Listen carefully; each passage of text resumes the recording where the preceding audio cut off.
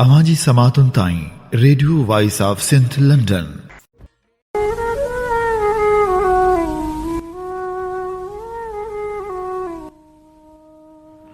गूंदर गडियास सेहत नेड़म सजणे, मादर मारियास फोड़ाई प्रिय जे।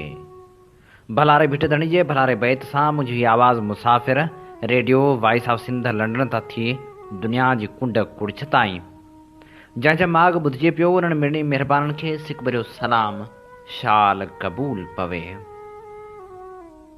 9 मार्च 2022 अरबा जे ॾींहुं प्रोग्राम सोच वीचार साण करे अवां जी ख़िदमत में हाज़िर अवां जो पंहिंजो मेज़बान हबीब लगारी।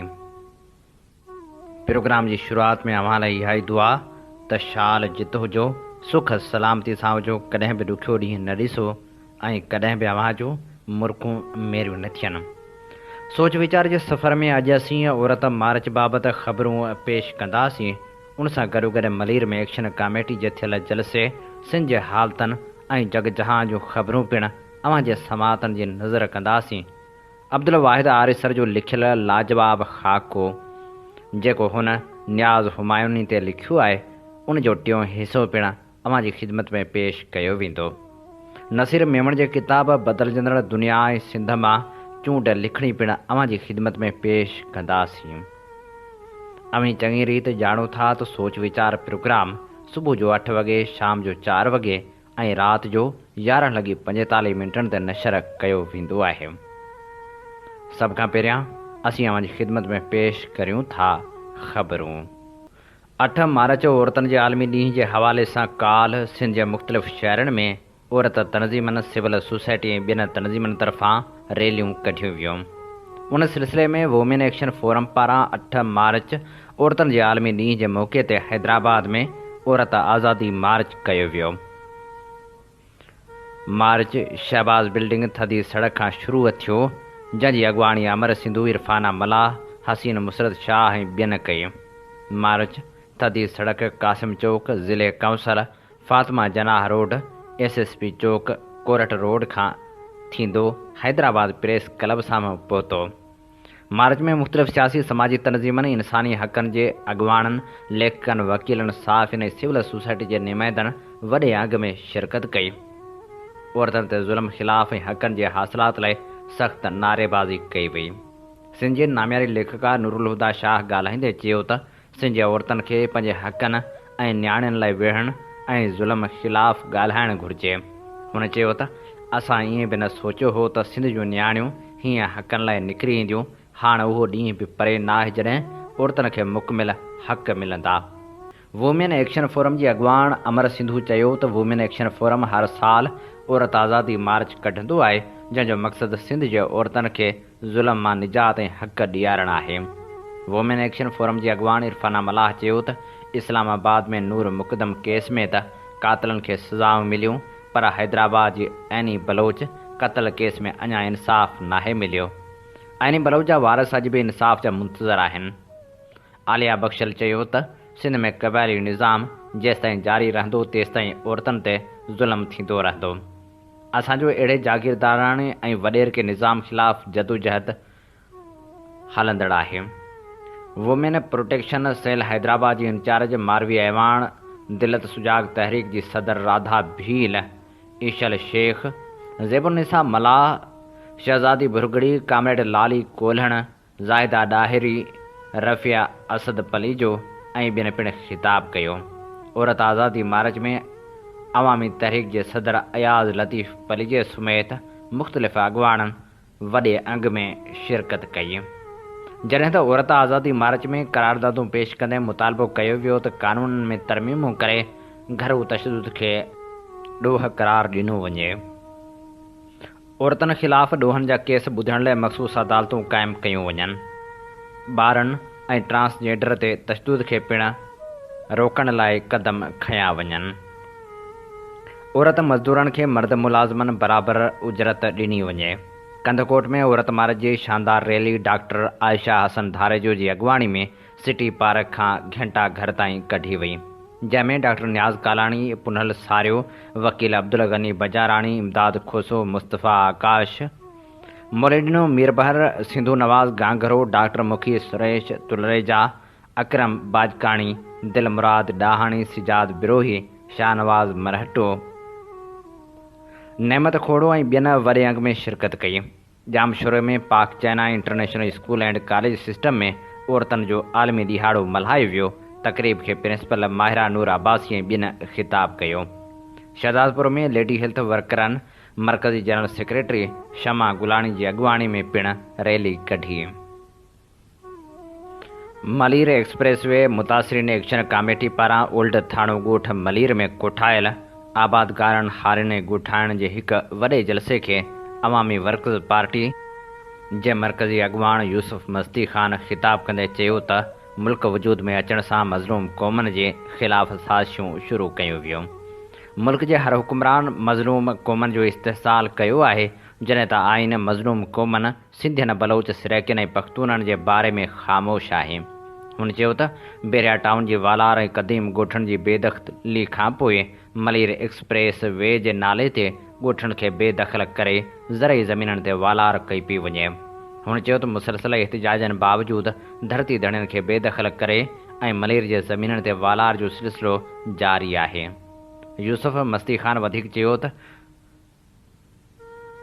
जॾहिं असां बेरिया टाउन ख़िलाफ़ जदोजहद शुरू कई त मलीर जे चूंडियल वेकाऊ नुमाइंदनि ॻोठनि जा दौरा करे माण्हुनि खे इहो चयो त ज़मीन न बचंदी ऐं अव्हां खां खसिजी वेंदी, उन्ही करे उहा ज़मीन विकिणी छॾियो। हुन चयो त लैंड रिफार्मर जे सिलसिले में असां कोर्ट में वियासीं, पर ज़ुल्म इहो आहे त 8 सालनि खां वठी असांजी का बि ॿुधणी नथी थिए ऐं कराची जे धरती धणियुनि खे बेदख़ल करणु ऐं उन जे ज़मीननि ते वालार जो सिलसिलो जारी आहे। उन मौक़े ते बलूचिस्तान जे अॻूणे वॾे वज़ीर अब्दुल मालिक बलोच ख़िताब कंदे चयो त सिंधियुनि ऐं बलोचनि लाइ ज़मीन तंग कई पई वञे। इस्लामाबाद जो माइंड सेट इहो आहे त सिंध ऐं बलूचिस्तान जूं ज़मीनूं खपनि, पर उते जा माण्हू न खपनि। उन करे असांखे मुतहद थी वजूद जी बका जी जंग विहणी पवंदी। हुन चयो त कराची जी धरती धणियुनि जे हक़नि लाइ हू पंहिंजी पार्टी जे प्लेटफार्म ते आवाज़ उथारींदो ऐं बलूचिस्तान जे प्रेस क्लब अॻियां एहतिजाज कयो वेंदो। पीपल्स पार्टी जे अॻुवाण ऐं अॻूणे वफ़ाक़ी वज़ीर अब्दुल हकीम बलोच चयो त मलीर एक्सप्रेस वे वारो मनसूबो ठाहिण वक़्तु असां सां कूड़ ॻाल्हायो वियो ऐं चूंडियल नुमाइंदनि सां को बि मशवरो न कयो वियो। हुन चयो त कराची डेवलपमेंट प्लान 2047 जे नाले ते ख़तरनाक मनसूबो जोड़ियो वियो आहे, जंहिंमें कराची जे बहिराणियुनि जो वजूद ख़तमु कयो वियो आहे। हुन चयो त परवेज़ मुशरफ जे दौर में सिटी गवर्नमेंट जो मनसूबो जोड़े बहिराणियुनि खे ख़तमु कयो वियो हो, जंहिं ख़िलाफ़ असां भरपूर जदोजहद कई। उन खां अॻु बलूचिस्तान जे ज़िले लसबेले ऐं ज़िले ठठे खे कराची में शामिल करण जी साज़िश करे जनाहपुर ठाहिण जो मनसूबो जोड़ियो वियो हो। हुन चयो त कराची जे मक़ामी माण्हुनि जे ज़मीननि खे हड़प करण जूं साज़िशूं कयूं पियूं वञनि। मलीर ज़िलो मक़ामी माण्हुनि जो वजूद बरक़रार रखण लाइ ठाहियो वियो हो, पर अफ़सोस जो अॼु मलीर जे समूरनि ज़मीननि ते कब्ज़ो कयो वियो आहे ऐं बहिराणियुनि खे शहरनि में ज़िम करे उन्हनि जी हैसियत ख़तमु कई वई आहे। हुन चयो त हुकुमराननि खे असां नथा वणूं, पर असांजे ज़मीनूं उन्हनि खे खपनि। हुन चयो त असांखे पंहिंजो वजूद बचाइण लाइ उथणो पवंदो। जेकॾहिं ख़ामोश रहियासीं त असांखे तारीख़ कॾहिं बि माफ़ न कंदी। सियासी समाजी अॻुवाण सैयद ख़ुदादीन शाह ख़िताब कंदे चयो त असां सां तारीख़ में वॾियूं ज़्यादतियूं ऐं ज़ुल्म थिया आहिनि। मुल्क ठाहिण खां वठी जेके बि मनसूबा ठहिया आहिनि उते धारियुनि खे आबाद करे धरती धणियुनि खे बेदख़ल कयो वियो आहे। हुन चयो त असां 5-6 सालनि खां वठी माण्हुनि खे बेरिया टाउन DHA सिटी ऐं ॿियनि सिंध दुश्मन मनसूबनि ख़िलाफ़ ख़बरदार कंदा पिया अचूं। हुन चयो त वजूद जी बका जी जंग विहण वारनि सां गॾु न बीठासीं त तबाह थी वेंदासीं। उन करे सिंध ऐं बलूचिस्तान जे माण्हुनि खे गॾिजी पंहिंजे वजूद जी बका जी जंग विहणी पवंदी ऐं पंहिंजो ज़मीनूं ॻोठ ऐं वसीला बचाइण लाइ घरनि खां ॿाहिरि निकिरणो पवंदो। उन मौक़े ते नामियारे मुहक़िक़ ऐं तारीख़दान गुल हसन कलमती चयो त मनसूबे ख़िलाफ़ जदोजहद शुरू कई त माण्हुनि खे इहो चयो वियो त एक्सप्रेस वे नदी जे विच मां ठाहियो वेंदो, पर बाद में साॻी रूट ते मनसूबो ठाहे ज़रई ज़मीननि ऐं क़दीम ॻोठनि खे तबाह कयो पियो वञे। हुन चयो त जेकॾहिं चूंडियल नुमाइंदा क़ानून साज़ी नथा करे सघनि त उन्हनि खे रहण जो को बि हक़ न आहे। हुन वधीक चयो त कराची जे ॿाराड़ियुनि जी समूरी ज़मीन MDA हवाले करे मेगा रिहाइशी प्रोजेक्ट ठाहे ऐं ज़रई ज़मीन खे तबाह करे क़दीम धरती धड़नि खे बेदख़ल कयो पियो वञे। पाकिस्तान खां अॻु क़ाइमु क़दीम ॻोठनि खे कचूं आबादियूं करार ॾेई उन्हनि जो वजूद ख़तमु कयो पियो वञे। उन मौक़े ते नवाज़ लीग जे अॻुवाण कादर बख़्श कलमती ख़िताब कंदे चयो त 15 सालनि खां वठी मलीर ते ज़ुल्म जो सिलसिलो जारी आहे।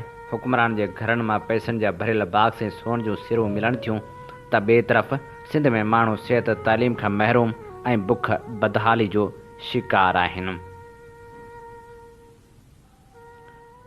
उन मौक़े ते अमीर बख़्श ख़ासखेली, हनीफ़ दिलमुराद बलोच, बशीर अहमद बलोच ऐं ॿिनि अॻुवाणनि पिणु ख़िताब कयो। रते देरे मां खंभे गुम कयल हिकीअ घर जा 7 भाती अञा ताईं ज़ाहिर थी नाहिनि सघिया। मोटणपुर मोहल्ले मां कराची पुलिस हथां खंभिजी वियल हिके घर जे 7 भातियुनि प्रिंसिपाल मंज़ूर अली, उन जे भाउ मज़हर कुरैशी, अनाज जे वापारियुनि मोहम्मद कासिम, मोहम्मद जुमन, गाज़ी ख़ान अब्दुल फ़ताह ऐं फ़हद कुरैशी खे अञा ताईं ज़ाहिर न कयो वियो आहे। जॾहिं त पंहिंजे वालिदैन जी आज़ादी लाइ मासूम ॿारड़नि पारां काल्ह 18 ॾींहं बि ज़ंजीरूं पाए एहतिजाज जारी रखियो वियो। जॾहिं त हुननि प्रेस क्लब अॻियां बुख हड़ताल पिणु कई। उन मौक़े ते हलीमा, निताशा, अलीशा, सूंह, मौज़ कबीर ऐं ॿियनि दाहींदे चयो त असां 18 ॾींहंनि खां एहतिजाज करे रहिया आहियूं, पर हिन वक़्त ताईं असां सां कंहिं बि राब्तो नाहे कयो। असां मासूम ॿारनि ॾे तक जो चूंडियल नुमाइंदो बि लड़ी न आयो आहे ऐं न वरी उन्हनि पारां को राब्तो कयो वियो आहे। हुन चयो त वालिदैन जे न हुजण सबबि असां जंहिं अज़ाब मां गुज़री रहिया आहियूं उनजी ख़बर असांखे ई आहे। हुननि चयो त असांजे वालिदैन खे आज़ादु कराए इंसाफ़ फ़राहम कयो वञे। सन में सूफ़ी बुज़ुर्ग हज़रत शाह हैदर सनाई जो सालियानो उर्स मुबारक शुरू थी वियो आहे, जंहिंजो इफ़्तिताह जलाल महमूद शाह, सिजादा नशीन Syed Badar Zaman, doctor Syed Zia Shah, GM Syed junior कुलनि जूं चादरूं चाढ़े कयो। उन मौक़े ते मीडिया सां ॻाल्हाईंदे सैयद जलाल महमूद शाह चयो त शाह हैदर सनाई सिंध में पहिरियों शख़्स हो जंहिं ज़ुल्म ख़िलाफ़ आवाज़ उथारियो। उन वक़्तु मोहम्मद शाह जूनपुरी हो जंहिं पाण खे मेहंदी सॾायो। शाह हैदर मखदूम बिलावल जे चवण ते उन सां मुहाॾो अटकायो ऐं सन जे वेझो उन जूं ॿेड़ियूं ॿोड़ियूं ऐं उनखे सन वटां भॼायो। जंहिं बाद हू अफ़गानिस्तान हलियो वियो। उन खां पोइ अरगुननि सिंध ते हमिलो करे कब्ज़ो कयो। हमले दौरान मखदूम बिलावल खे शहीद कयो वियो। डॉक्टर ज़िया शाह चयो त असां सिंधियुनि जी रिवायत आहे त बुज़ुर्गनि जा मेला मल्हाईंदा आहियूं। मेलनि में हिकु सबक़ु मिलियो हो त मज़हबी कटरपणो न हुजण जे करे असां मुल्क जे ॿिनि सूबनि खां बहितर करे रहिया आहियूं। आदलपुर भरिसां ॻोठ लखू भील मां 13 सालनि जी राबिया भील मुबियना अगवा थी वई, जंहिं जे ख़िलाफ़ वारसनि घोटकी ख़ानपुर महर लिंक रोड ते धरणो हणी एहतिजाजी मुज़ाहिरो कयो। एहतिजाजी अॻुवाणी नारी जो वालिद बाचू भील, माउ माई नूरान, दर्शन भील, नज़रू भील ऐं ॿिया करे रहिया हुआ। उन मौक़े ते हुननि चयो त असांजी छोकिरी खे पाड़े जो बासर ज़ाकिर ज़बरदस्ती अगवा करे खणी वियो आहे। असां अहिड़ो इतलाह ई सेक्शन पुलिस खे ॾिनो, पर अञा ताईं पुलिस का बि कार्रवाई नाहे कई। हुन चयो त पुलिस बासरनि जी मदद करे रही आहे। असां उन वक़्त ताईं रोड न खोलींदासीं जेसिताईं असांजी छोकिरी खे बाज़ियाब न करायो वेंदो। ॿिए तरफ़ मिरपुर माथेलो भरिसां हिकु हफ़्तो अॻु अगवा थियल सरहद जा रहवासी मौजली शाह ऐं फ्याज़ दायो बाज़ियाब थी नाहिनि सघिया, जंहिं ख़िलाफ़ वारसनि एहतिजाजी धरणो हयो। लतीफ़ शाह, मियां अब्दुर्रहीम भारो, रज़ा शाह, अख्तर दायो ऐं अब्दुर्रज़ाक दायो उन मौक़े ते ॻाल्हाईंदे चयो त ॿई मग़वी मिरपुर माथेले में शादी में शरीक थियण लाइ सरहद खां कश्मीर वञी रहिया हुआ त असांजे नौजवाननि खे रस्ते मां अगवा कयो वियो, जेके अञा ताईं बाज़ियाब नाहिनि थी सघिया। पुलिस बि ॿिन्ही मग़वियुनि खे बाज़ियाब कराइण में मुकमिल तौर ते नाकाम थी वई आहे। हुननि इख़्तियारनि खां मुतालबो कयो त जल्द ॿिन्ही खे बाज़ियाब करायो वञे। 14 मार्च दरियाहनि जे आलमी ॾींहं जे हवाले सां पाकिस्तान फिशर folk फोरम ज़िले सिजावल पारां जदोजहद ऐं जागीरता मुहिम जे सिलसिले में इफ़्तिताही तक़रीब लाॾियूं तालके शाह बंदर भरिसां कन पराव डंढक खे गुलनि जी भेटा ॾेई सिंध ऐं सिंधु दरिया जी ख़ुशहाली जी दुआ घुरी वई। उन मौक़े ते फिशर फोक फोरम जे वाइस चेयरमैन नूर मोहम्मद तैमूर, मोहम्मद मलाह, मोहम्मद अली मलाह, ग़ुलाम हैदर मलाह, सतार मलाह ऐं ॿिनि माहिरनि रैली जी सूरत में सिंध जी क़दीम ढंढ कन पराव खे गुलनि जी भेटा ॾिनी। फिशर फोक फोरम हर साल मार्च जे ॿिए हफ़्ते खां 14 मार्च ताईं दरियाउनि जे आलमी ॾिहाड़ जे हवाले सां पाणी जी कुदरती वहिकरनि, ढंढनि ऐं ढोरनि खे गुलनि जी भेटा ॾेई रैलियूं कढी कार्नर गॾिजाणियूं कोठाईंदी आहे। अॻवान चयो त हिन साल फिशर फोक फोरम उन नारे सां जागृता मुहिम हलाए पई त सिंधु दरिया खे इंसान ज़ात वारा हक़ ॾिना वञनि ऐं सिंधु दरिया जो कुदरती ऐं फितरी वहिकिरो बहाल कयो वञे, को डेम न ठाहियो वञे। डाउन स्ट्रीम कोटड़ी में 10 मिलियन एकड़ फुट जो छोड़ कयो वञे, इंडस डेल्टा खे माहौलियाती तबाही खां बचायो वञे। हीअ असीं अवां जी ख़िदमत में पेश करे रहियासीं ख़बरूं। अमीं ॿुधी रहिया आहियो radio voice of Sindh London ऐं आऊं अव्हां जो मेज़बान आहियां हबीब लगारी। वञाइजी वियल मोहबतूं जे उनवान सां आलिया जुणेजो लिखे थी, मोहबतनि वारो ज़मानो को ॿियो हो, हाणे त मोहबतूं नाले मात्र बि नथियूं नज़र अचनि। अॻे घर कचा हूंदा हुआ पर मोहबतूं कचियूं कोन हूंदियूं हुयूं। उन ज़माने में अन जंड ते पीअबो हो, जंड हलाईंदे हलाईंदे हथनि में लिफूं पइजी वेंदियूं हुयूं, पर पोइ बि महिनत जारी हूंदी हुई। सॼो सॼो ॾींहुं ज़मीननि में पिया कमकार कंदा हुआ, हिलाल रिज़्क जी तलाश कंदा हुआ, हिक ॿिए जे कमकार में हथ वंडाईंदा हुआ, फ़सलनि मां ख़ैर ख़ैरात कंदा हुआ। जेकॾहिं कंहिंजे मथां को ॾुखियो वक़्तु ईंदो हो त मिली जुली हल कंदा हुआ। हर माण्हू ख़ुशि रहंदो हो ऐं सदाई मुल्कूं विरहायूं वेंदियूं हुयूं। अमन ऐं भाईचारे जो दर्स ॾींदा हुआ, सभु कंहिंखे इज़त मान ऐं मर्तबो ॾींदा हुआ, चाहे वॾो हुजे या नंढो, अमीर हुजे या ग़रीब, सभु कंहिंखे हिक ई नज़र सां ॾिसंदा हुआ, पंहिंजे कमकार सां, पंहिंजे शोबे सां सचा हूंदा हुआ। अॼु जे हिन पथर दौर में न माण्हू सचा रहिया आहिनि, न ई जायूं कचियूं रहियूं आहिनि। जायूं बि पथर जूं थी वियूं आहिनि त माण्हू बि पथर जा बणिजी विया आहिनि। अॼु जे दौर जे माण्हू जूं दिलियूं पथर थी वियूं आहिनि। निढड़ियुनि निढड़ियुनि ॻाल्हियुनि ते झेड़ा करणु ऐं हिक ॿिए खे मारे विझणु ऐं पोइ क़बीलाई झेड़ा थी पवंदा आहिनि ऐं हिक ॿिए जे दिलनि में नफ़रत जो ॿिज छटिजी वेंदो आहे, जेको नस्ल दर नस्ल पियो हलंदो आहे। हिन दौर जे माण्हुनि में अहसास नाले का शइ बि सलामत नाहे रही। नफ़्सा नफ़्सी आहे ऐं हर को पंहिंजी में पूरो आहे। कंहिंखे बि कंहिंजो ख़्यालु कोन्हे ऐं को बि न पाण सां सचो आहे न पंहिंजे कमकार सां। अॻे घर जो हिकिड़ो फ़र्द कमाईंदो हो त ॿिया वेही खाईंदा हुआ, जो बरकत हूंदी हुई।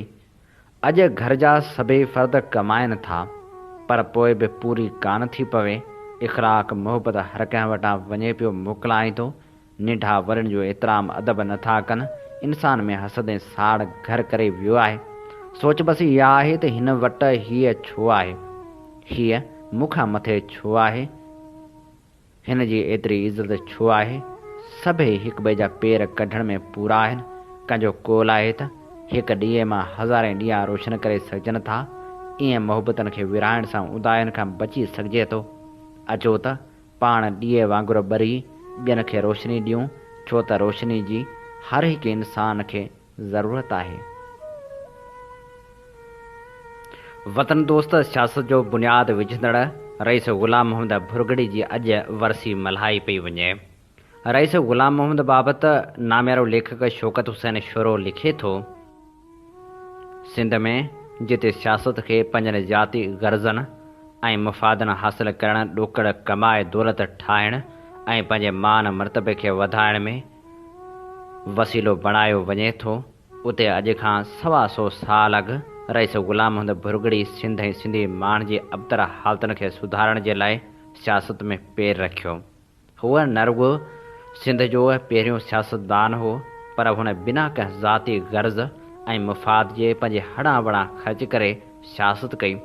जॾहिं दुनिया में ऐं ख़ासि तौरु हिंदुस्तान में अंग्रेज़ बहादुर जे उरूज जो ज़मानो हो, सिंध जे वॾनि वॾनि ज़मींदारनि जी हालत इहा हुई त उहे अंग्रेज़ सरकार जी ख़ुशनुदी हासिल करण जे लाइ उन जे पेरनि में पियल हुआ। पीर अली मोहम्मद राशिदी, रईस ग़ुलाम मोहम्मद भुरगड़ी ऐं संस वेझे दोस्त हरचंद राय विशनदास बाबति लिखियो आहे त हुआ ॿई पैदाशी वॾेरा वॾेरा बि न बल्कि वॾा वॾेरा, पर सिंध जे वॾेरनि खे रस्तो ॾेखारे विया त वॾेरप हूंदी बि माण्हू कीअं इज़त ऐं आज़ादी, शराफ़त ऐं इंसानियत जी ज़िंदगी गुज़ारे ऐं ख़ल्क़ जी ख़िदमत कंदे सिंध जा हक़ निभाए सघे थो। संदन ज़मानो उहो ज़मानो हो जॾहिं वॾेरा साहिब लोकनि जे सलाम लाइ हाज़ुर थींदा हुआ त साहिब जा पटेवाला घर जे ॿाहिरां खाइण जूतियूं लहराए पहिरें उघाड़े अंदरि वठी वेंदा हुआ। ल्यूकस कमिश्नर सिंध खेनि फजाइण जे लाइ पुछंदो हो त अव्हां बदमाश आहियो या न, त वॾेरा वर्दीअ ॾींदा हुआ जीअं त क़िबला अबे ॾाॾे खां सरकार जा बदमाश आहियूं। अंदेशो हुअण ते इनकार करियूं ऐं मुबादा साहिब कावड़ जी सचपच का कार्रवाई करे विझे। अहिड़े माहौल में जॾहिं सिंध जा ज़िमीदार उन हद ताईं किरी चुका हुआ ऐं आम ख़ल्क़ जहाल जे उदाहन में गर्क हुई, तॾहिं रईस ग़ुलाम भुरगड़ी सिंध जे हक़नि लाइ अंग्रेज़ सरकार सां मुहाॾो अटकायो। ग़ुलाम भुरगड़ी जो वालिद रईस वलीम भुरगड़ी थरपारकर ज़िले में ॻोठ ढिंगाण तालके जिमसाबाद जो वॾो ज़िमीदार हो। संस पुट ग़ुलाम मोहम्मद 15 जुलाई 1880 में जाओ। उन वक़्त जे दस्तूर मूजिबि शुरूआती तालीम फ़ारसी ऐं अरबी में हासिल कई। वलीम ख़ान भुरगड़ी पंहिंजे पुट जी सिख्या जे लाइ मेहर जो हिकु मौलवी पघार ते रखियो हो। तॾहिं उस्ताद शागिर्दनि खे सुधारण लाइ लकड़ सां मार कढंदा हुआ। ग़ुलाम मोहम्मद खे बि संस उस्ताद मौलवी वण सां ॿधे मार ॾिनी ऐं उनजे निराड़ ते ज़ख़्म थी पियो। रईस वलीम जॾहिं मौलवी खां पुछा कई त उन विराणियो, उन मार ॾियण सां मूं अव्हांजे फ़र्ज़नि जो बख़्तु खोलियो आहे। उहा चवणी आम हूंदी हुई त मार संवार आहे। रईस वलीम मौलवी खे कुझु बि न चयो, बल्कि पुट खे हिदायत करे वरी बि साॻे मौलवी वटि पढ़ण जी ताक़ीद कयाईं। उतां फारिग थी खेसि हैदराबाद में मीरनि जे कुबन जे वेझो मिशन स्कूल में अंग्रेज़ी पढ़ाइण लाइ विहारियो वियो। उनखां पोइ हुन ANH अकेडमी में दाख़िला वरिती। रईस वलीम 1890 में वफ़ात कई। ग़ुलाम मोहम्मद अञा सगीर हो, उन करे मिल्कियत संभाली लाइ कोर्ट हवाले करे ग़ुलाम मोहम्मद खे वधीक पढ़ाइण जे लाइ सिंध मदरसे में मोकिलियो वियो। कुझु वक़्त खां पोइ हूअ अलीगढ़ वियो, जितां मैट्रिक पास कयाईं। अलीगढ़ में पढ़ाई दौरान हुन में रोशन ख़्याली ऐं सियासत में दिलचस्पी पैदा थी चुकी हुई। उतां मोटी आयो त संस ज़मीन कोरठ मां आजी थी। हूअ 19 सालनि जी उमिरि में पंहिंजो ज़मीनूं संभालणु लॻो। ज़िमीदारी जे उन ज़िंदगी में साणस अहिड़ो वाक़ियो थियो जंहिं मंझि वॾो फेरो आणे छॾियो। हिकु भेरे ॻोठ वञण लाइ पाण शादीपली स्टेशन ते लथो त राति थी चुकी हुई ऐं मींहुं पए पियो। राति गुज़ारण लाइ डाक बंगले में रही पियो। रेवेन्यू खाते जे हिकु अमलदार अची खेसि चयो त असिस्टेंट कलेक्टर साहिब बहादुर अचण वारो आहे, उन करे बंगलो ख़ाली करियो।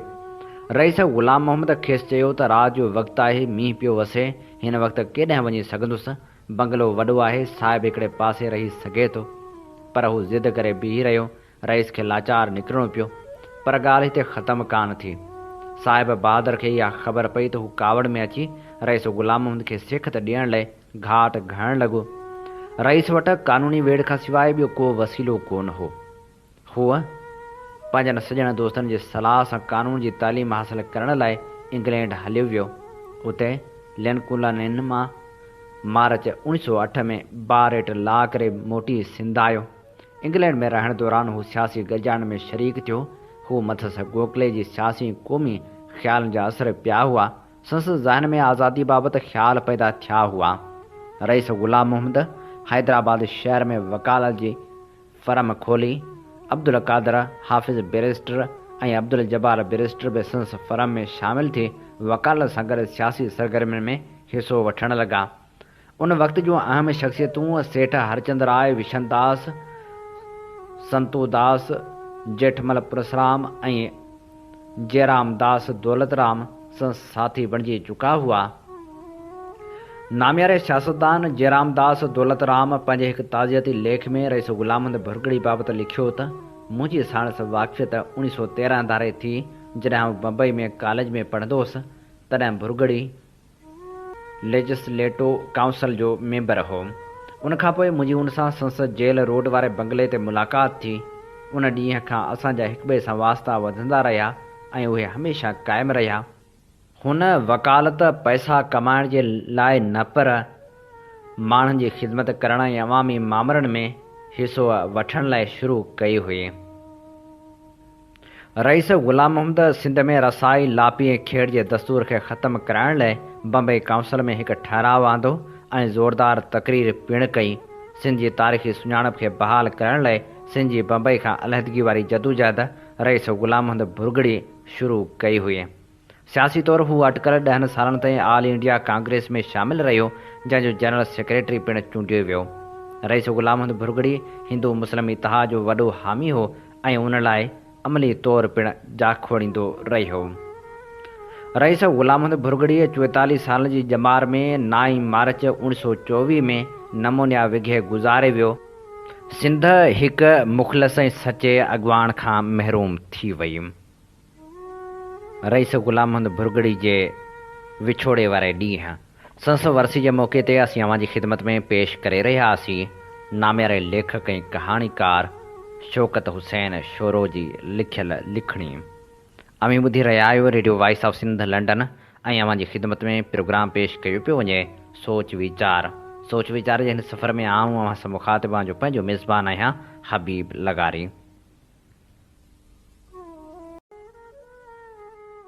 सोच वीचार में शामिल करियूं था नामियारे लेखक नसीर मेमण जो लिखियल उहो मज़मून जंहिंजो उनवान आहे पुरमन सियासी सघ सभ खां वॾो हथियार आहे। हीअ मज़मून रोज़ानी कावश में 25 मार्च 2014 ते शाया थियो हो। असां अव्हां लाइ हीउ मज़मून चूंड कयो आहे नसीर मेमण जे किताब बदिलजंदड़ दुनिया ऐं सिंध मां। हीअ शहीद मक़सूद कुरैशी ऐं सलमान वधो जी शहादत वक़्तु लिखियो वियो हो। ॿिनि नौजवाननि जा कोयल उथल लाश अॻियां हुजनि ऐं कई किलोमीटरनि ताईं डिघो जलूस हुजे पर कंहिंखे रोहंड बि न अचे। वैशाणी बरबरियत जो अहिड़ो शानदार सियासी जवाबु रुॻो सिंधी क़ौमी ॾेई सघे थी। हिकु अहिड़ो मुल्क जिते रुॻो बेबुनियाद अफ़वाह जे टेक्स्ट मैसेज ते जनूनी टोला दर्जन लाश किराईंदे देरि न कंदा हुजनि, उते सियासी सान्याह जो अहिड़ो बेमिसाल मुज़ाहिरो सिंधी क़ौम जी तारीख़ जो हिकु शानदार हवालो आहे। उहो सभु कुझु जेकॾहिं कंहिंखे नज़र न आयो त उहा मुल्क जी क़ौमी सॾाईंदड़ मीडिया हुई जेका बंदूक बरदारनि जे जलसनि जे कुर्सियूं लॻाइण वारनि मंज़रनि खां कवरेज शुरू कंदी आहे ऐं जलसे गाह ते पिछाड़की ॿुहारी ॾियण जा मंज़र ॾेखारे पंहिंजो प्रोफेशनल फ़र्ज़ निभाईंदी आहे। शहीद मक़सूद कुरैशी ऐं सलमान वधो जे अहिड़े वैश्याणे क़त्ल जे पुठियां यकीनी तौरु हिकु ई वॾो मक़सदु हो ऐं उहो लखें सिंधियुनि खे सिंध जी राजधानी कराची में गॾु थियण खां रोकणु। जसकम जी क़यादत न रुॻो उन जलसे खे मुलतवी न करे सियासी सान्याह जो मुज़ाहिरो कयो पर उनखे मुकमिल तौरु पुरमन रखी उन्हनि क़ुवतनि खे मायूसी जो तोहफ़ो ॾिनो जेके लगातार उन कोशिश में आहिनि त कंहिं न कंहिं तरह सिंध जे क़ौमी हक़नि वारी जदोजहद खे तशदुद ते लाहे उन ते दहशतगर्दी जो लेबल लॻाए चिभाटे सघिजे।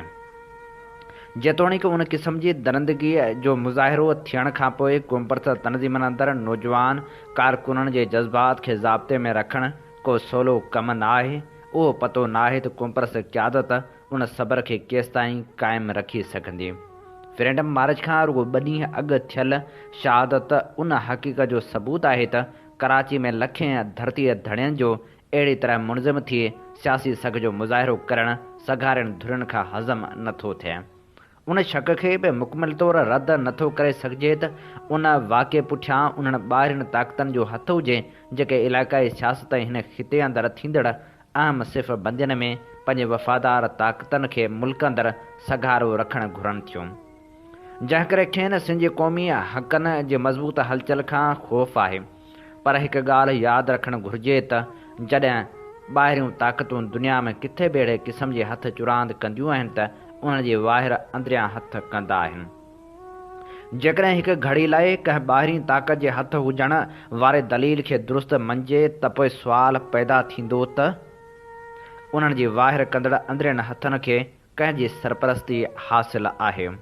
साफ़ ज़ाहिर आहे त उन्हनि समूरनि वाक़िअनि खे रुॻो परॾेही हथनि जी साज़िश करार ॾेई अंदरियनि हथनि खे उन खां आजो करार नथो ॾेई सघिजे। पीपल्स पार्टी हुकूमत उनखे सिंध जो अमन ख़राब करे सदन हुकूमत खे कमज़ोर करण जी साज़िश करार ॾिनो, पर हुकूमत पाण ॿुधाए त वेझनि सालनि दौरान हिक ॿिए पुठियां लगातार सियासी कारकुननि जा चचरियल लाश मिलण ते उन केतिरी संजीदगी जो मुज़ाहिरो कयो आहे। केतिरनि केसनि जी पोइवारी कंदे उन जे ज़िम्मेवारनि खे सज़ा ॾियण त छॾियो, रुॻो सदन सुञाणप बि पधरी कई वई हुजे। मक़सूद कुरैशी त को एॾो वॾो लीडर न हो जंहिंमां रियासत खे को लोॾो अचण जो अंदेशो हो ऐं न वरी कंहिं बि क़िस्म जो ॾोहारी या ख़तरनाक सरगर्मियुनि में कॾहिं मुलवस रहियो हो। कंहिंसे एॾी बेदर्दी सां क़त्ल कराइण जो हिकु ई मक़सदु हो त कंहिं तरह अहिड़ो सान्हो कजे जंहिंसां कराची में 23 मार्च जे ॾींहुं फ्रीडम मार्च जहिड़ी सरगर्मी न थी सघे। एॾे वॾे जलसे ऐं सिंधियुनि जी सियासी सघ जे इज़हार खे रोकण लाइ उन्हनि क़ौमनि ज़रूरी सम्झो त को वॾी नोए जो सान्हो करायो वञे। मक़सूद कुरैशी शहीद बशीर ख़ान जो भाउ हुजण सबबि कारकुननि में मक़बूल बि हो त उन लिहाज़ खां हिकु क़दावर सियासी शख़्सियत बि हो। उहो ई सबबु आहे जो सिंध खे रत में विझाइण जी ख़्वाहिश रखंदड़ ताक़तनि हिन भेरे पंहिंजी हैवानियत जे इज़हार लाइ खेसि चूंडियो ऐं खेसि हिकु नौजवान साथी समेत बेदर्दी सां क़त्ल कयो। फ्रीडम मार्च इन करे उन्हनि ताक़तनि जे अख लाइ कंडो आहे जो हिकु त उहो 23 मार्च जे ॾींहुं मुनक़िद कयो वञे थो ऐं ॿियो त उहो कराची शहर में ख़ासि तौर ते क़ाइदे आज़म मोहम्मद अली जनाह जी मज़ार अॻियां मुनक़िद कयो वञे थो। दहशतगर्दी ऐं रतोछाण जे हिन दौर में हिकु मुनज़म ऐं पुरअमन पर सियासी तौरु सघारी वतन परस्त जदोजहद सघारियुनि धुरियुनि खे तमामु ॾुखी लॻे थी। उहो इन करे जो आलमी बिरादरी पुरअमन जदोजहद खे मान ॾिए थी। ॿिए तरफ़ तशदुद में मुलविस जदोजहदनि खे दहशतगर्दी जे लेबल हेठि चिभाटणु निहायत आसान आहे ऐं उनखे आलमी बिरादरी अॻियां एंटी टेररिज़म कार्रवाइनि जो हिसो बणाए पेश करे सघिजे थो। हिकु सोच इहा बि आहे त जॾहिं ॿिए पासे खां तशदुद जो रस्तो इख़्तियार कयो वञे त पोइ जवाब में अमन कहिड़ा नतीजा ॾींदो। मुंहिंजी राय में सिंधी क़ौमपरस्त हलचल सियासी ताक़त ऐं क़ौमी ॿधी जी ताक़त खे अञा पूरी तरह इस्तेमालु कयो ई नाहे। तंहिं करे तशदुद जो जवाबु पुरअमन क़ौमी ॿधी सियासी ताक़त ऐं सियासी सञाह वसीले बि ॾियण वारो ऑप्शन अञा पूरी तौरु इस्तेमालु नाहे थियो। जिन मामलनि में मुस्तक़िल मिज़ाजी सां उहो ऑप्शन इस्तेमालु थियो आहे उते बिना तशदुद जे बि कामयाबियूं हासिल थियूं आहिनि। कालाबाग डैम ख़िलाफ़ सिंधियुनि जी जदोजहद उन जो बहितरीनु मिसाल आहे। सिंध जी जाग्राफ़ियाई बेहक समाजी जोड़जक सियासी बलोगत ऐं पाकिस्तान जे उन ते दारोमिदार जहिड़नि फैक्ट्रियुनि खे गहराई सां सम्झंदे त सियासी सघ ऐं क़ौमी ॿधी वसीले तशदुद जे इस्तेमाल खां सवाइ कालाबाग डैम जियां ॿियनि क़ौमी मसइलनि ते बि जदोजहद जा नतीजा हासिल करे सघजनि था, पर उन लाइ हिकु घण पासाई लगातार जदोजहद जी घुर्ज रही आहे। गुज़िरियल 6 ॾहाकनि अंदरि सिंध जी क़ौमपरस्त हलचल सिंधी समाज में जेका दूधाड़ पैदा कई आहे उहा ख़ुदि हिकु वॾी हासिलात आहे। क़ौमपरस्त जदोजहद जी कामयाबी जो मापो इलेक्शन में वोट हासिल करणी न सम्झणु घुरिजे। उन हलचल जी सभ खां वॾी कामयाबी सिंध जे क़ौमी हक़नि जी जदोजहद खे सिंध ऐं मुल्की सियासत जे मुख्य धारा में आणणु आहे। अॼु सिंध अंदरि वफ़ाक़ जी सियासत कंदड़ कंहिं बि धुर जे मंशूर ऐं सियासी नारे जो सिंध जे क़ौमी हक़नि जे बुनियादी मुतालबनि खां वाझो हुजणु मुमकिन न आहे। क़ौमपरस्त हलचल सिंध अंदरि क़ौमी हक़नि जे मुतालबनि ते जेका ग़ैर मामूली ॿधी पैदा कई आहे उनखे नज़रअंदाज़ नथो करे सघिजे। NFC अवार्ड में आदमशुमारी खां सवाइ ॿिया उहिञाण शामिल करणु, 18 तरमीम खां पोइ मैदनी वसीलनि ते 50% हक़ तस्लीम थियणु, क़ौमी असेंबली जी स्टैंडिंग कमेटी में सिंधी समेत ॿियनि ॿोलियुनि खे क़ौमी ॿोली तस्लीम करण जे बिल ते बहस थियण जहिड़ियूं हासिलातूं को वफ़ाक़ परस्त तनज़ीमनि जी एजेंडा जो हिसो न हुयूं। उहे सभु सुवाल सिंध जे क़ौमपरस्त हलचल पारां उभारिया विया हुआ ऐं उन्हनि ते मुख़्तलिफ़ शकिलनि में सालनि खां जदोजहद थींदी रही आहे।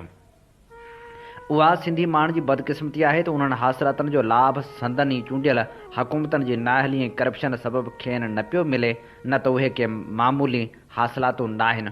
न रुॻो उहो पर ख़ुदि पीपल्स पार्टी खे सिंध मां लगातार मिलंदड़ सियासी मोट सिंध जे क़ौमपरस्त जज़्बनि ऐं अहसासनि जो नतीजो आहे। पीपल्स पार्टी सिंध सां जेके सियासी नाइंसाफ़ियूं कयूं आहिनि उन जे बावजूदि खेनि वफ़ाक़ जी सियासत में लगातार सिंधियुनि जी मिलंदड़ मोट दर हक़ीक़त सिंध वासियुनि जी उन क़ौमी जज़्बे जो इज़हार आहे जेका बाक़ी वफ़ाक़ परस्त धुरियुनि खे उन करे जाइ नथी ॾिए जो उन्हनि पंहिंजा रिश्ता सिंध ऐं सिंध वासियुनि सां न ॻंढिया आहिनि।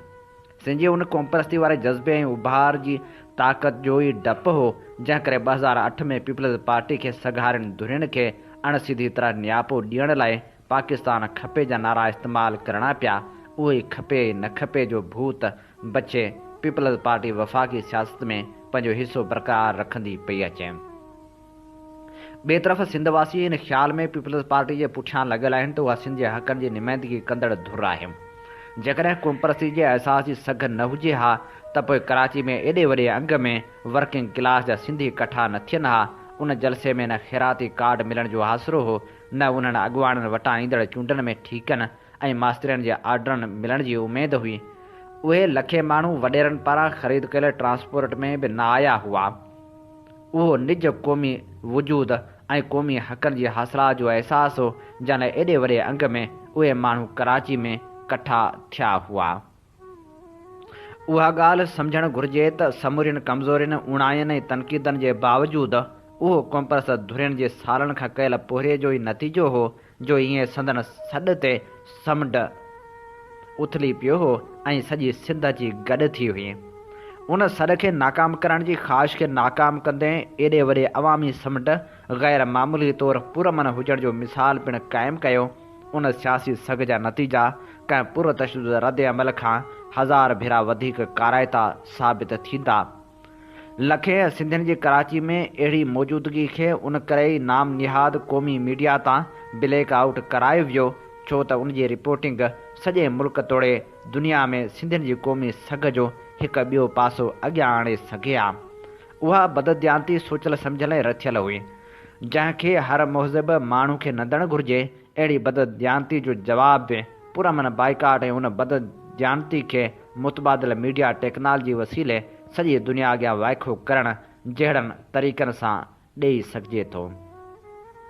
कराची में 23 मार्च ते कयल उहो अज़ीम जलसो सिंध जे क़ौमी हक़नि जी जदोजहद जो इंतिहाई शानाइतो ऐं उत्साहींदड़ वाक़ियो हो। पुरमन क़ौमी ॿधी ऐं साञाह जे उन सघ खे मुस्तक़िल मिज़ाजी सां क़ौमी हक़नि जी हासिलात वारी जदोजहद जो हिसो बणाइणु अहम आहे। सिंध में वधंदड़ मज़हबी जनूनियत ऐं सिंध जे क़ौमी हक़नि ते लॻंदड़ धाड़नि जे अणखुट सिलसिले खे रोकण ऐं हुकूमतनि जी नाअहली जो एहतसाब बि उन सियासी सघ वसीले ई मुमकिन आहे।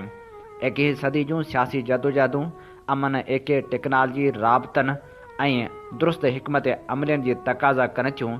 उहे सभु तक़ाज़ाऊं पूरियूं करण सां सिंध जे क़ौमी हक़नि जी जदोजहद ईंदड़ सालनि में तमामु वॾा छाल ॾेई सिंध खे मायूसी जी धुॿण मां ॿाहिरि छिके कढी सघे थी। हीअ असीं अव्हां जी ख़िदमत में पेश करे रहिया हुआसीं नामियारे लेखक नसीर मेमण जो लिखियल मज़मून जेको असां अव्हां लाइ चूंड कयो हो संस किताब बदिलजंदड़ दुनिया ऐं सिंध मंझां। अमी ॿुधी रहिया आहियो radio voice of Sindh London ऐं अव्हां जी ख़िदमत में प्रोग्राम पेश कयो पियो वञे सोच वीचार जे हिन सफ़र में आऊं अव्हां सां मुखातिब अव्हां जो पंहिंजो मेज़बान आहियां हबीब लगारी। प्रोग्राम सोच वीचार में नामियारे क़ौम परस्त अॻवान ऐं लेखक अब्दुल वाहिद आरिसर जे किताब जा वर्क वरायूं था। किताब नएं दौर जा 4 दरवेश जा वर्क वराईंदे असीं अॼु अव्हां जी ख़िदमत में पेश करियूं था न्याज़ हुमायूनी बाबति लिखियल ख़ाके जो टियों हिसो। साईं जीएम सैद जे मामले में न्याज़ हुमायूनी जो पूरो घर इंतिहाई जज़्बाती आहे। न्याज़ साहिब जे घर में वेही तव्हां हर मौज़ू ते ॻाल्हाए सघो था पर साईं जीएम सैद जे ख़िलाफ़ अखर बि कुझी नथा सघो। न्याज़ साहिब जे पाड़े में हिकिड़ो अब्बासी रहंदो हो जंहिंखे बुक स्टॉल हो। उहो अब्बासी ज़हनी तरह साईं जीएम सैद जे ख़िलाफ़ हो। ॿिन्ही जा फ्लैट गॾो हुआ। अब्बासी वीचारो पाण कंहिं हद ताईं न्याज़ साहिब जी तबियत खां वाक़ुफ़ हो सो साईं जे ख़िलाफ़ कोन पुछंदो हो। पर संस ज़ाल हिकु भेरो न्याज़ जे घर अची शीरीन सां कचहरी कंदे साईं जे बारे में को गुथो अखर ॻाल्हायो।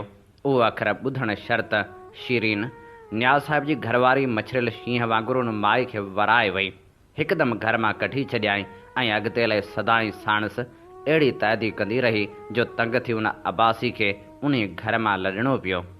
न्याज़ साहिब जे भरिसां असां ॿिन्ही जो दोस्त मिस्टर अमानुल्लाह बलोच रहंदो हो। हूअ ज़हनी तौरु पीपल्स पार्टी सां वास्तो रखंदड़ हो, पर साईं जीएम से जे बारे में ॾाढो मुहतात हूंदो हो। पोइ बि जॾहिं शीरीन खे ख़बर पवंदी हुई त उनजे घर में कॾहिं कॾहिं साईं जीएम से जे ख़िलाफ़ ॻाल्हि थिए थी त अमानुल्लाह खे कुझु कोन चवंदी हुई, पर अमानुल्लाह ख़ान जी घरवारी ऐं संसद ससु, जंहिंखे असां सभु नानी चवंदा हुआसीं, जी शामत अची वेंदी हुई। भुट्टे साहिब जी गिरफ़्तारी खां पोइ अमानुल्लाह ख़ान रोज़ाना मेहराण में नौकरी कई। मेहराण अख़बार पीपल्स पार्टी भुट्टे साहिब जी सख़्तु मुखालफ़त कंदी रही आहे ऐं करे थी पई। सिंध में जेको गंद भुट्टे साहिब जी शख़्सियत अख़बार मेहराण उछलायो आहे, एतिरो किरियल ज़हन जो मुज़ाहिरो ॿिए कंहिं कोन कयो आहे। अॻिते हली तरक़ी पसंद सहाफ़ियुनि जी तहरीक वक़्तु सरकार हिकु पॉकेट यूनियन सहाफ़ियुनि जी ठहिराई, जेका तरक़ी पसंद सहाफ़ियुनि जे मुक़ाबले में मार्शल इंतिज़ामिया जी हामी हुई। अमानुल्लाह ख़ान उन यूनियन में शामिल थी वियो। उहा ख़बर शीरीन खे पई। हिकु ॾींहुं अमानुल्लाह खे सॾे चवणु लॻी, अदा शर्म नथो अचे, पंहिंजे क़ाइद जे कफ़न जा पुर्ज़ा उॾाइण वक़्तु को हया बि ईंदो अथो। पेट जी बंदगी बि एतिरे हद ताईं जो शराफ़त, इंसानियत, वफ़ादारी, पार्टी जे अख़बारनि वसीले वरितल फ़ाइदा का बि शइ तोखे रोके नथी सघे। अखियुनि ते चर्बी चढ़ी वई अथई। उन किरदारु अदा करण खां त चङो हो जो बुख विघे आबखाद करी हा, या कुझु तो खणी सिंध में पिनी हा, त बि सिंधी माण्हू तोखे बुख मरण कोन ॾियनि हा। अमानुल्लाह ख़ान अहिड़ो कुछे जहिड़ी भित। मूंखे जॾहिं इहा ख़बर पई त ॾाढो ॾुख थियमि त शीरीन खे अमानुल्लाह सां अहिड़ो रवैयो इख़्तियार न करणु घुरिबो हो, छो त अॼु जे सहाफ़ी जो को बि असूल न थींदो आहे। असूल जी हाम में सभु उघाड़ा आहिनि, त पोइ अमानुल्लाह जो कहिड़ो ॾोह, पर शीरीन खे सहाफ़ियुनि जे असूली जी ख़बर कान्हे। अंजम न्याज़ जी धीअ वरी उन मामले में का पुठिते रहण वारी आहे छा? कॉलेज में का बि छोकिरी साईं जे ख़िलाफ़ कुझु चवंदी आहे त उन सां असली ॻंढिजी वेंदी आहे। पोइ उन मामले में कॉलेज मां स्टेकेट थियण या का ॿी सज़ा मिलण जी ज़रे जेतिरी परवाह न कंदी आहे। हिकु भेरो ॿिनि पहिरनि जो आऊं न्याज़ साहिब जे मुताले वारे कमरे में वेठो हुउसि त अंजम असली मींहवाज कंदी आई। मुंहुं तामणी हयल पघर में शिल ईंदे शर्त किताब खटते उछलाईंदे चवणु लॻी, आऊं अॼु ई बाबा खे चई कंहिं ॿिए कॉलेज में दाख़िला वठंदसि। हिन कॉलेज में पढ़णु मुंहिंजे वस खां ॿाहिरि आहे। हीउ कॉलेज कमीणनि जो आहे, ज़रो बि क़ौमी हया या शर्म कोन अथनि। मूंसां मासूमियत भरियल कावड़ ते खिलंदे चयो, ख़ैर त आहे, मार्कूं घटि मिलियूं आहिनि छा? मार्कनि जी मुंहिंजी जुती खे बि परवाह न आहे, बाक़ी छा थियो? मूं चयो, हूअ छोकिरी आहे न मेमण, ओ हूअ। बाबा कहिड़ी? आऊं को तुंहिंजे कॉलेज जी सभिनी छोकिरियुनि खे सुञाणा थो छा? ख़ैर छोकिरी जो नालो ॿुधाए चवणु लॻी त उहा अॼु साईं जे ख़िलाफ़ पई ॻाल्हाए। मूं छंड कढीमांसि त हिकदमि असांजे क्लास टीचर वटि वई। क्लास टीचर पिणु साईं जी मुखालफ़त में उन छोकिरी जो तरफ़ वरितो ऐं मूंखे चयाईं, अव्हां सभु काफ़िर आहियो। हाणे तव्हां ई ॿुधायो त अहिड़े कॉलेज में आउं कीअं पढ़ी सघंदुसि? का छोकिरी अंजम जी केॾी बि सहेली छो न हुजे, पर जेकॾहिं हुनजा ख़्याल साईं जे बारे में ठीकु न हूंदा त अंजम जी उन सां दोस्ती ख़तमु, लाॻापा काटा ऐं सभु नाता पूरा। न्याज़ न सिर्फ़ु सियासी लिहाज़ खां साईं जीएम सैद जो, पर माली कुर्बानी जे ख़्याल खां बि पिणु संस न्याज़ मंद आहे। साईं पंहिंजे हिकु किताब जो न्याज़ खां फ़ारसी में तर्जुमो करायो, जंहिं लाइ 2000 रुपया मुआवज़ो रथियलु हो। एडवांस में जेको 1000 रुपयनि जो न्याज़ वटि नोट पहुतो, सो संस ज़रूरतनि जी नज़र थी वियो। पर जॾहिं किताबु पूरो थियो ऐं न्याज़ उहो पाण साईं वटि सन खणी वियो त साईं खेसि ॿियो 1000 ॾियणो कयो, जेको न्याज़ ईअं चई वापसि कयो त साईं हूअ खणी सुञा आहियूं, पर क़ौमी कम लाइ दिलि तो वांगुरु आहे, दुआ करियो। उन क़ौमी कम में जिते अव्हां ख़ुलूस में महिनत था करियो, उते असांखे बि बिना मुआवज़े बहिरे वठण जो मौक़ो ॾियो।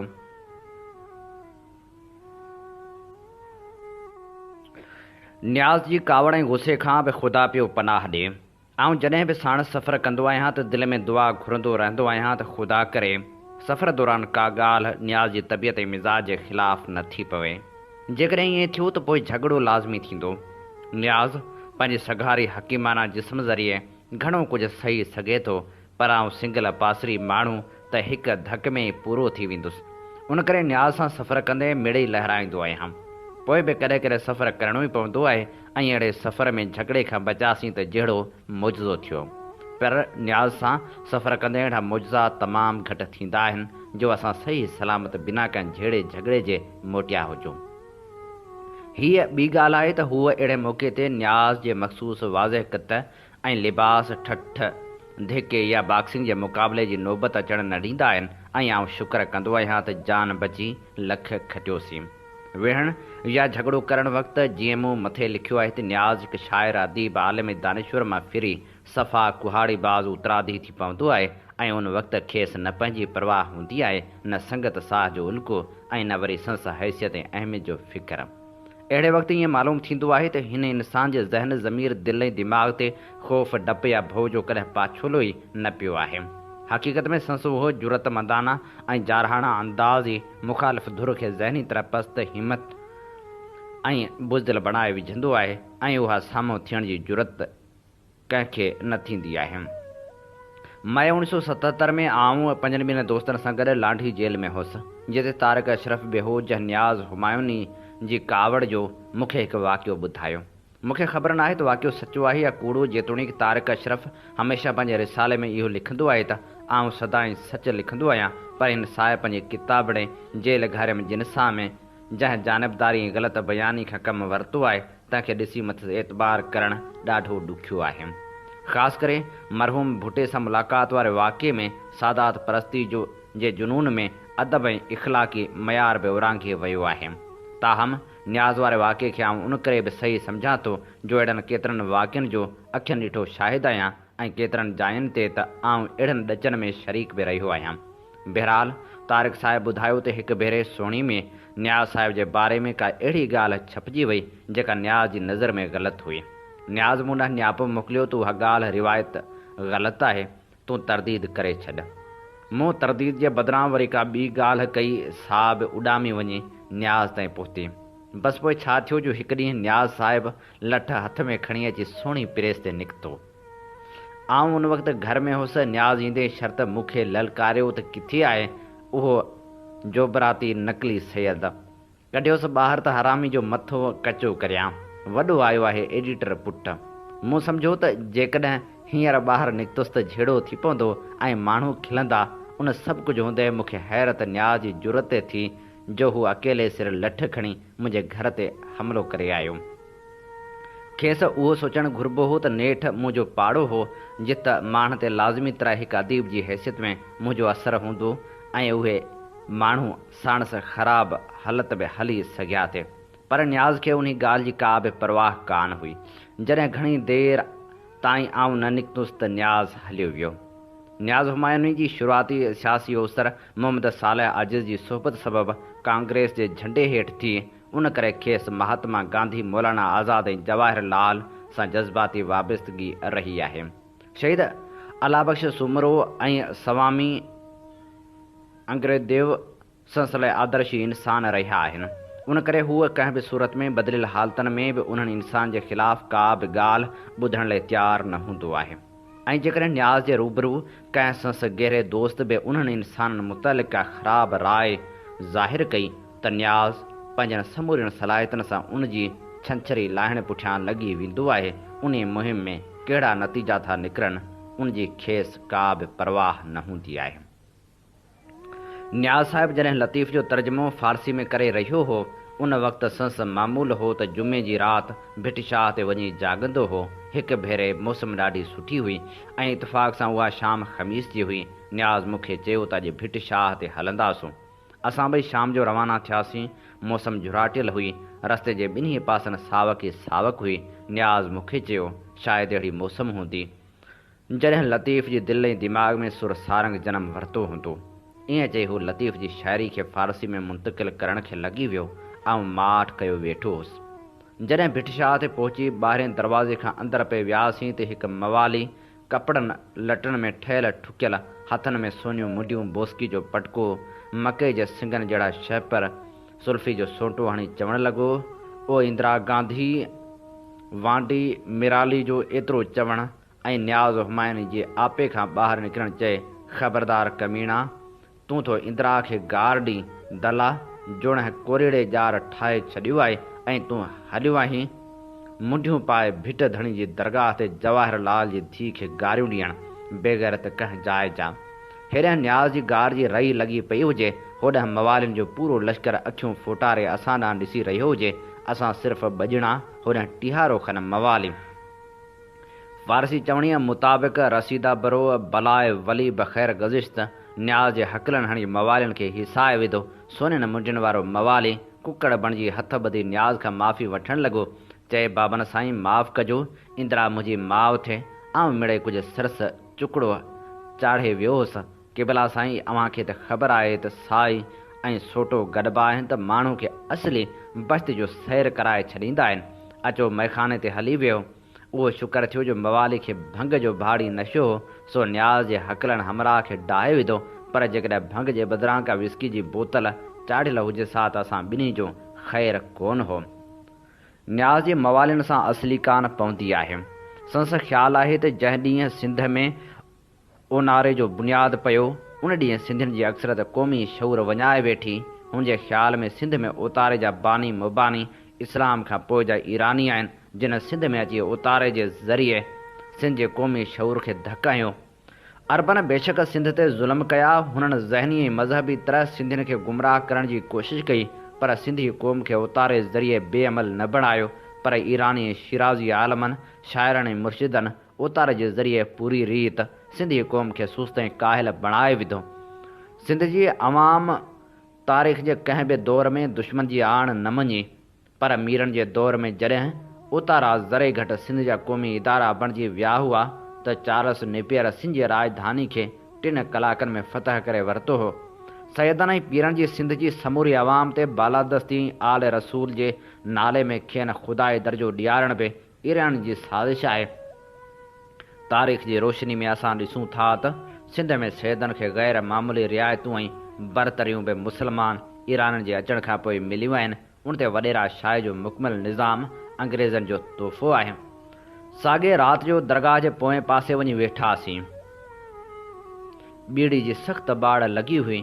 हिकु क़बर खे टेक ॾेई बीड़ी दुखाए पीअण लॻासीं त ॿ पाछोला आस्ते आस्ते भिट धणी जे रोज़े जे पोएं पासे वारे क़ब्रिस्तान तरफ़ वधणु लॻा, जंहिंजो रुख़ हिकु डठल निढड़े मुक़बरे ॾांहुं हो। न्याज़ जी ओचिती नज़र मथनि पइजी वई। हकल करे चयाईंसि, बीहो, केॾांहुं था वञो? न्याज़ जे हकल ॾियण ॿिन्ही पाछोलनि जो वरी वापसि वधी दरगाह ॾांहुं भॼणु। उहो हाल ॾिसी न्याज़ ॾाढो उदास थी वियो। चए, हीअ जायूं असां सिंधी माण्हुनि लाइ ज़हनी रूहानी तक़दुस जो ज़रियो रहियूं आहिनि, पर आहिस्ते आहिस्ते बदकारी जे अॾनि में तब्दील थी रहियूं आहिनि। असां वटि हिन रोज़े जी बि का अहमियत न रही आहे। मंझंदि सिंध जो उहो लाफ़ानी इंसान आरामी आहे, जंहिंजे तंबूरे जे तारनि मां सदा ऐं सदाकत ऐं इंसानियत दोस्ती जा पड़ाव निकिरंदा रहिया। असां जहिड़ी रीति उहा ज़िम्मेवारी खई आहे त संस रिसाले माना ऐं मफ़हूम खे सवली सिंधी में इंसान ज़ात जे मुफ़ाद ऐं अमन जे आलमी मंशूर जी हैसियत में पेश करियूं। अहिड़ी तरह उहा बि सिंधियुनि जी ज़िम्मेवारी आहे त हिननि जायुनि ते अक़ीदत ऐं एहतराम खां सवाइ ॿिए कंहिं गर्ज़ लाइ न अचनि। हूअ ॾिसो, साम्हूं सिंध जा 2 अज़ीम इंसान अब्दुल हसन सांघी ऐं उमर बिन मोहम्मद दाऊद पोटो सुता पिया आहिनि। उहा हूंदी आहे अक़ीदत, बाक़ी दरगाह ते रहियो छा आहे? हिकु भेरो आउं ईअं रोशनी में वञी कलंदर जी दरगाह ते निकितुसि। कलंदर जी क़बर ते ज़ियारत कंदड़नि जो हुजूम मौजूदु हो, जेको क़बर जी चौधारी फिरी रहियो हो। आउं बि उन हुजूम में शामिलु थी वियुसि। ओचितो मूं महसूसु कयो त मूंखां अॻियां हलंदड़ नौजवान छोकिरी जी छाती में का हरामी हथु विधो ऐं छोकिरी सीड़ाट कंदी साणुसि गॾु हलंदड़ पोढ़ी औरत खे चयो, मासी ॾिसी नथी, मोए मारी मुंहिंजी छाती में हथु विधो आहे। पोढ़ी सड़बाट कंदे चयो, छोरी माठ कर, पिण खे ख़बर पई त अॻिते लाइ सखी शहबाज जी ज़ियारत ते कोन छॾींदो। न्याज़ ॾाढी उदासाई सां गॾु टोक वारे अंदाज़ में चयो। उहा माजरा ॾिसी कलंदर बाबति मशहूरु रिवायत यादि आई, जंहिंमें चयो वियो हो त जंहिं राति कलंदर सेवण में आयो हो, उन राति बि कारी जी नियत वारा सभु मर्द नामर्द बणिजी विया हुआ। असां अञा ई ॻाल्हियूं कयूं वेठे त हिकु हमराह अची निकितो। ॾाढी कावड़ में चवणु लॻो, दरगाह जो बि एतिराम कोन अथव, उते बि बीड़ी छिकण खां रही नथा सघो। न्याज़ मूंखे कन में चयो, उहो सवेर खे भॻल जोड़ी जो नर पखीअ अथई। हमराह जॾहिं वेझो आयो तॾहिं न्याज़ चयो, संभाले ॻाल्हाए यज़ीदी, सैदनि जो बि ख़्यालु नथो अचे। न्याज़ जो एतिरो चवणु ऐं हमराह जो असांजे पेरनि ते किरणु, हुज़ूर हिन ख़ताकार खे माफ़ु करियो, कंहिं सेल्फी सुई जी ज़रूरत हुजे त हाज़ुरु करियां। एतिराम उमतियुनि लाइ हूंदो आहे, बाक़ी सिहत ॿिन्ही जहान जो आसिरो आहिनि। असां सां ॻाल्हाइण मां अंदाज़ो लॻायो त हमराह सिंधी न आहे। न्याज़ पुछियो केरु आहीं? चए साईं पंजाबी, 10 सालनि खां दरगाह जी मटी भरींदो अचां ऐं सैदनि जूं ॿकरियूं बि चारींदो आहियां। एतिरो ॿुधण ई न्याज़ जो तपी बाह थियणु, हरामियो सॼी सिंध ते कब्ज़ो कयो थो। असां सम्झो त भिटाए जी दरगाह बचियलु हूंदी। हैदराबाद हलो, हैदराबाद हलण वारो अचो। कैलेंडर होको ॾेई रहियो हो। असां बि होको ॿुधी पिरह फुटी वेले वापसी जो सोचे दरगाह खां ॿाहिरि निकितासीं। 4 वॻे बस में वेही रहियासीं। बस में वेहण शर्त असांखे निंड अची वई। ख़्वाब में असांजो हैदराबाद जो सफ़र जारी रहियो। ओचितो न्याज़ जी अखि खुली, वाच में ॾिठाई त 6 लॻी 15 मिंट थिया आहिनि ऐं बस जी इंजण में मस जान पई आहे। हिकिड़ो मवाली कट ड्राइवर ड्राइविंग सीट ते वेठो हेॾां होॾां ॾिसी रहियो आहे ऐं कंडक्टर मान खां भाड़ो पियो वठे। उहा हालत ॾिसी न्याज़ जो पारो हिकदमि चढ़ी वियो। कंडक्टर जीअं ई वेझो आयो, न्याज़ साहिब पंहिंजे बुफ जो स्लीपर लाहे मथस शुरू थी वियो ऐं उन सां गॾु ड्राइवर खे बि सिंधी लुगत जे समूरियुनि गारियुनि सां नवाज़णु शुरू कयईं। चए हलो हैदराबाद सभिनी खां चालान करायां। बदमाशो अवां मुंहिंजो कोरट जो वक़्तु वञाए छॾियो। उहो जुमिलो ॿुधी कंडक्टर ऐं ड्राइवर सम्झी विया त हमराह मिड़ई कंहिं चङे ख़ासे कोरट जो जज आहे। सो कंडक्टर मार बि खाईंदो वञे ऐं न्याज़ जे पेरनि ते किरी माफ़ी बि पियो वठे। तेसिताईं मवाली कट ड्राइवर बि अची निकितो। ड्राइवर को ज़िंदा दिलि ऐं ॼाणू थिए ॾिसण में आयो त हथ ॿधी चयो, हुज़ूर हीउ पाकिस्तान आहे, हिते ॾेखार बि हिकिड़ी शइ आहे त ॾिबी ॿी शइ आहे। भुटे साहिब वोटनि वक़्तु ॾेखारिया त 16 एकड़ ज़मीन जा हुआ, पर ॾिनाई 109-10 ऐं सिंध क्राइम कंट्रोल एक्ट। अव्हां बि कोर्टनि में ॾेख हज़रत ईसा ऐं महात्मा गांधी जहिड़ो ॾींदा आहियो, पर फ़ैसिले ॿुधाइण वक़्तु अनूद कासाई थी वेंदा आहियो। पोइ भला असां कीअं पोइते रहूं? असां त रुॻो 2 कलाकनि जी देरि कई आहे। अव्हां जे मुल्क त माण्हुनि खे फ़ाइदे पहुचाइण वारे वाइदे में 30 साल लॻाए छॾिया आहिनि। ड्राइवर जी उहा मज़ेदार गुफ़्तगू ॿुधी न्याज़ खिली ॾिनो त भर में वेठल हिकु हमराह ॿिए खे चयो, यार साहिब को भलो माण्हू ॾिसिजे। ख़ैर ड्राइवर ऐं कंडक्टर त वञी पंहिंजनि धंधनि खे लॻा। मूं भिट धणी जो शुक्र अदा कयो जंहिंजी हाज़िरी भरण जे मुहाबे मोचड़नि खां बची वियुसि, न त न्याज़ माराइण जा मुकमल बंदोबस्त करे छॾिया हुआ। न्याज़ गाॾी खाते मोहम्मदी प्लाज़ा में रहण खां अॻु बाज़ार हुसन जे उन छेड़े वटि रहंदो हो जितां माकू जो चकलो शुरू थिए थो। उन बारे में हिकु शानदार मज़मून पैगाम रिसाले में लिखियो आहे जिते मां रहां थो। संस भर में फ्लैट 12 में हिकिड़ो थरी कोली अची रहियो हो जेको औरतुनि जी दलाली कंदो हो। वटसि 2 छोकिरियूं हुयूं जिन सां हिकिड़ी कंहिं मुहाजिर वटि ख़र्च ते वेठल हूंदी हुई। उहो मुहाजिर बि साॻे 12 नंबर फ्लैट में रहंदो हो जिते हू उन कोली संस पोढ़ी ज़ाल हिकिड़े पुट ऐं उन विहारियल औरत जो ख़र्च भरींदो हो। न्याज़ खे उन ॻाल्हि जी का बि परवाह कान हूंदी हुई त संस भर सां केरु ऐं कहिड़े किरदार जो माण्हू थो रहे। तॾहिं बि मूंखां रहियो न थियो ऐं न्याज़ खां पुछियमि त अवां उन औरत खे पंहिंजे पाड़े में कीथां गवारा करियो। न्याज़ खिली वराणियो, हीअ सदा सुहागण चवंदी आहे त आउं भुटे जी नानग आहियां ऐं हूअ मुंहिंजी मासी फिलाणी जो बुण आहे जेका बम्बई में मुंहिंजी माउ सां गॾु मशहूरु फिल्म एक्ट्रेस नरगस जी माउ जिदन बाई वटि रहंदी हुई। उन कोलण खे कुदरत वांदकाई में वेही ठाहियो हो। जवार जी काठीअ जहिड़ो सिधो कद, मासीरो जिस्म, पघरियल सोन जहिड़ो रंग, उरियल गांगी जहिड़ा गल, किंजर जहिड़ियूं वॾियूं ऐं गहरियूं अखियूं, हरणी जहिड़ी चाल ऐं कूंज जहिड़ी डिघी गिची। जॾहिं खुमारियल नैण खणी निहारींदी हुई त होश, ईमान ऐं अक़ल टेई मोकिलाए वेंदा हुआ। माई हर वक़्तु न्याज़ साहिब जे घर ईंदी वेंदी रहंदी हुई। संस चवणु हो त हू कंहिं वक़्तु सुठो ॻाईंदी हुई, पर जॾहिं असां खेसि ॾिठो तॾहिं हू पाण साॻी जो गज़ल लॻंदी हुई ऐं संस जिस्म जो हर उज़वो मौसीक़ी जे मंदरता महसूसु थींदो हो। पर संस आवाज़ दरे घटि मीर अली अहमद टालपुर जे आवाज़ जहिड़ो थी वियो हो। संस ख़र्च भरींदड़ मुहाजिर, ठेकेदार कद में बोनो, बुत में ख़ान कयूं में रंग में ईदी अमीन जहिड़ो हो। माई न्याज़ में ॾाढी दिलचस्पी वठणु शुरू कई, पर न्याज़ साहिब बावजूदि शाइर हुजण जे चाहींदो हो त उहे माण्हू पाड़ो छॾे वञनि त चङो। बसि उहो उन विच में उन माई जी ॿी भेण जेका बाज़ार हुसन में वेठल हुई ऐं बकोल संस त उन मौसीक़ी जी तालीम पे वरिताई, उन बि फ्लैट नंबर 12 में कंहिं न कंहिं माण्हू सां अचणु शुरू कयो। उहा छोरी बि सरापा जिन्स हुई। संस जिस्म जी बीहक बनावट, रंग रूप, चाल ढाल, हर शइ मां जिन्स जी बाह ॼिभियूं पई ॾींदी हुई। उहो सिलसिलो कुझु वक़्तु हलियो त वरी भेण खे न्याज़ उन ॻाल्हि ते तयारु कयो त तूं जंहिं माण्हू वटि वेठल आहीं उन सां शादी करे साफ़ ज़िंदगी गुज़ार ऐं पंहिंजी भेण खे बि कंहिं शींहं जे कुल्हे चाढ़े छॾ। अमी थर जा आयूं आहियो, जंहिं थर जे हिकु किरदारु मारे पूरी सिंधी अदब खे मालामाल करे छॾियो आहे। उन भूं जूं न्याणियूं ई जिस्म विकिणजियूं रहण त उहा ॿुॾी मरण जी जाइ आहे। आउं अव्हांखे जॾहिं ॾिसंदो आहियां उन वक़्तु मूंखे रूपलो कोल्ही यादि ईंदो आहे ऐं आउं महसूसु कंदो आहियां ॼण उहो चई रहियो हो, मूं अंग्रेज़ साम्राज सां विढ़ंदे जान उन लाइ त कान ॾिनी हुई जो मुंहिंजूं हम क़बीले न्याणियूं असमत विकिणजियूं रहनि। ऐं पोइ उन माई खे रूपले ऐं उनजे घरवारी जी क़ौमी गैरत सां भरपूर ॻाल्हि ॿुधाईंदो माई उन ॻाल्हि में अची उन पनाहगीर सां शादी करण लाइ तयारु थी वई ऐं हुन पासे हू पनाहगीर बि तयारु थी वियो। उन्हनि ॿिन्ही ॼणनि बाज़ार हुसन वारी छोकिरी खे एतमाद में वठण लाइ न्याज़ वारी समूरी सलाह ॿुधाई, जंहिं उन करे दलाल सां ज़िक्र कयो ऐं चयो त सारी शरारत उन मथे फिरियल शाइर जी आहे। बसि पोइ उहो कोली बड़वण जी पूरी फ़ौज समेत न्याज़ जो दुश्मन थी पियो। रोज़ मुख़्तलिफ़ क़िस्म जूं धमकियूं ऐं दड़का ॾियणु लॻा, पर हुनखे हिकु ॾींहुं जीअं ई न्याज़ ऑफिस वञण लाइ ॾाकण लही वियो रहियो हो त साम्हूं उहो भड़वो ईंदो नज़र आयो। न्याज़ नका कई हम न तुम लाहींदे पादर शुरू थी वियो। बूट जे टुटण जो अंदेशो थियो त उहो छॾे मुकरनि लतनि, ठूंशनि ऐं चमाटनि सां हणी सुॼाए रखियाईंसि।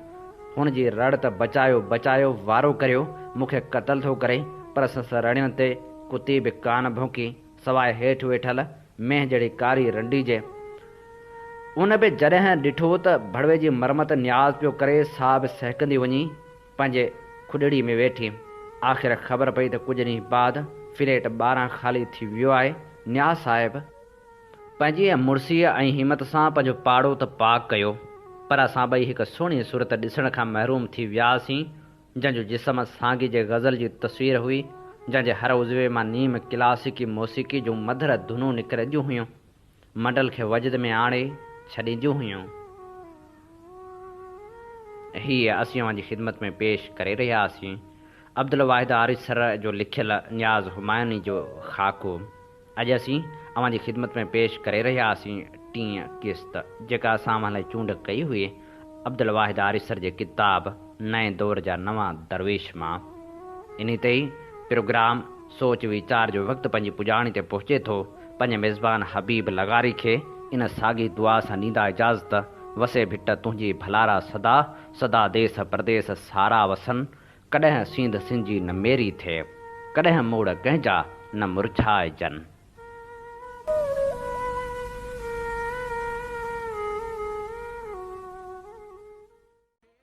सिंध मुंहिंजी अमा सूंह तुंहिंजी मथां छा लिखी, छा लिखां छा लिखी छा लिखां। सिंध मुंहिंजी अमा दुनिया जा सिंधियो हिकु मुठ थी सिंध बचायो। सिंध मुंहिंजी अमा सूंह तुंहिंजी मथां छा लिखी छा लिखां। सिंध जो क़ौमी आवाज़ radio voice of Sindh London.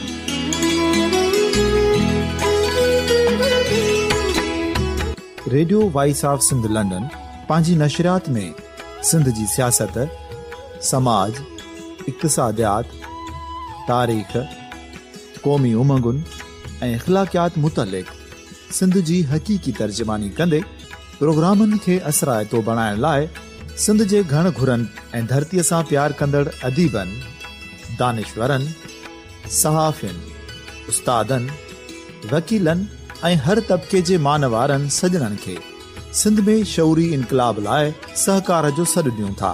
अचो त गॾिजी सूफ़ियुनि ऐं संतनि वारी सिंध जो ओज हिकु मुठ थी वरी वापसि आणण वारे सफ़र जा साथारी बणिजऊं।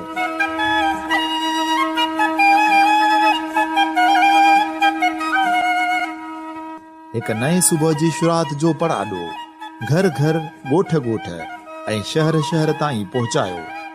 शाल सिंध आबाद ऐं ख़ुशहाल थिए। सिंधी माण्हू सुखियो ऐं सताबो थिए।